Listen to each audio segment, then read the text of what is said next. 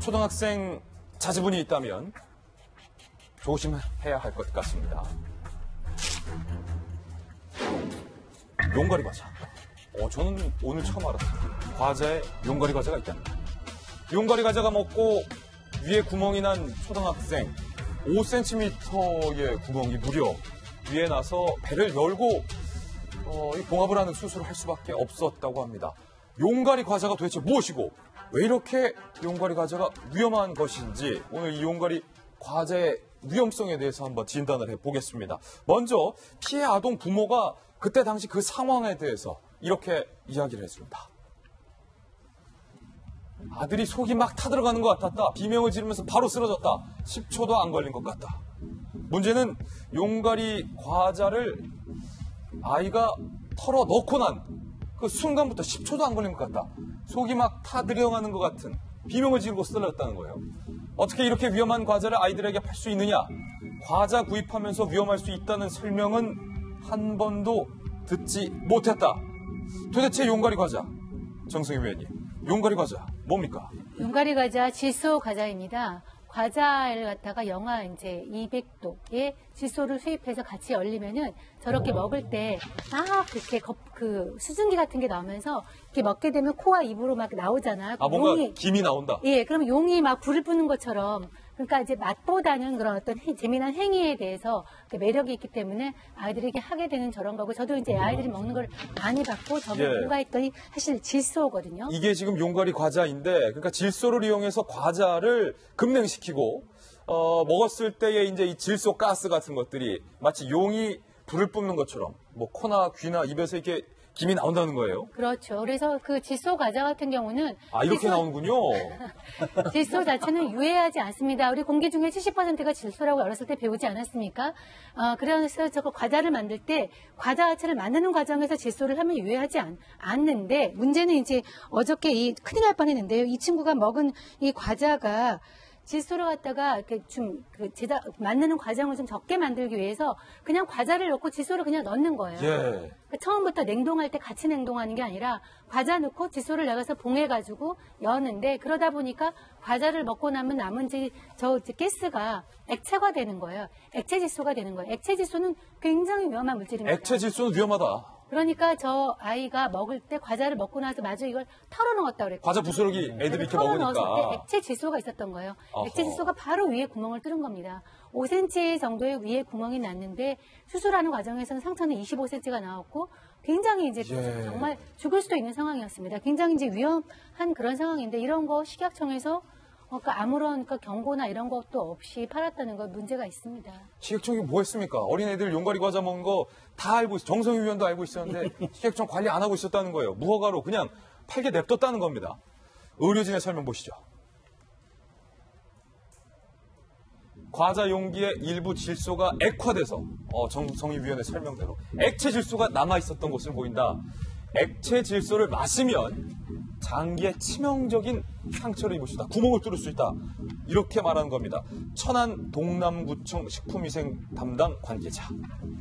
해당 과자를 먹고 혀를 대었다는 민원이 접수된 바 있다. 사고 다음날 현장 점검을 실시했다. 해당 과자 판매한 업체는 신고를 하지 않은 채 컨테이너 박스에서 과자를 팔고 있었다. 이 사실 위험천만한 그런 과자인데, 박용진 의원의 아들들, 아이고 막 개구쟁이 잘생기고 딱 초등학생들인데 용가리 과자 먹는 거 좀 본 적 있어요? 아니요. 어제 사실 어제까지가 저희 가족 휴가였어요. 그래서 아이들에게 이걸 물어봤더니 좀 과장된 표현으로 그게 뭐예요? 이렇게 물어보는 걸 봐서는 약간 그 느낌이 그래요. 먹었어. 그래서 이게 뭔지 몰라서 용가리 과자라고 먹어봤어? 물어봤더니 대답은 시침기 뚝 떼고 안 하는데, 지금 보면서 저는 막 정성희 위원님 말씀드리면서 걱정이 막 이렇게 쌓였는데. 그럼요. 사실은 뭐 이전 정권입니다만 박근혜 정부 때 뭐 4대 악으로 등에 올랐던 것 중에 하나가 뭐냐면 불량식품이에요. 아이들 먹는 문제를 가지고서 장난치고 그걸로 이득 보려고 하는 사람들에 대해서는 사회적인 적대 세력으로 삼아야 된다라고 하는 거 아니었습니까?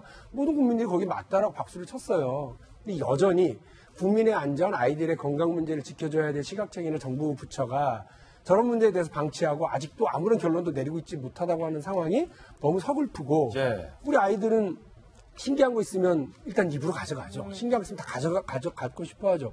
그런데 군대만 위험한 게 아닙니다, 지금은. 이 먹는 것부터 시작해서 장난감 중에서도 상당히 위험한 장난감들이 많은데, 예.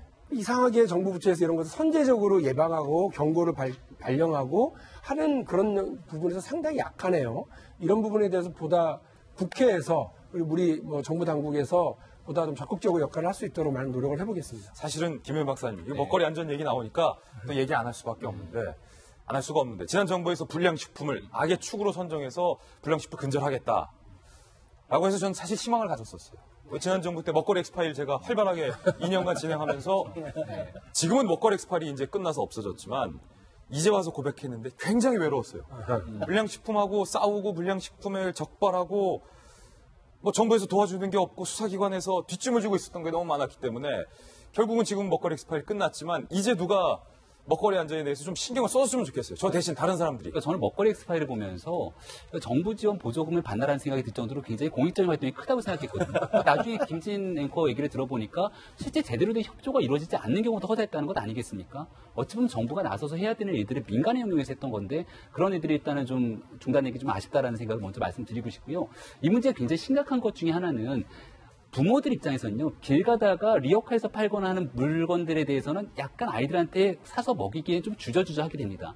근데 이게 이런 게 워터파크 내에서요, 그러니까 대형 워터파크 내에서 있는 데서 파는 거면은, 이게 그래도 큰 기업에서 하는 거니까 문제가 없겠지라고 생각해서 자연스럽게 아무거나 사 먹이는 게 대다수의 부모의 심정일 겁니다. 근데 여기에 대해서 이 워터파크에서 판매했던 업체는 미신고 업체 그냥 컨테이너 박스에서 팔았다는 거예요. 그렇기 때문에 사전에 방지할 수 있었던 이 워터파크의 책임도 저는 적지 않다고 볼 수 있는데 결국은 이 워터파크에 대해서 여러 가지 그 조사가 들어가 봐야겠지만 본인들도 이 업체를 여기에 들어오게 하면서 나름대로 영업상 이득을 얻었을 것 아니겠습니까? 예. 불법 행위를 통해서 이득을 얻은 부분에 대해서도 면밀히 조사를 해야 될 것이고요.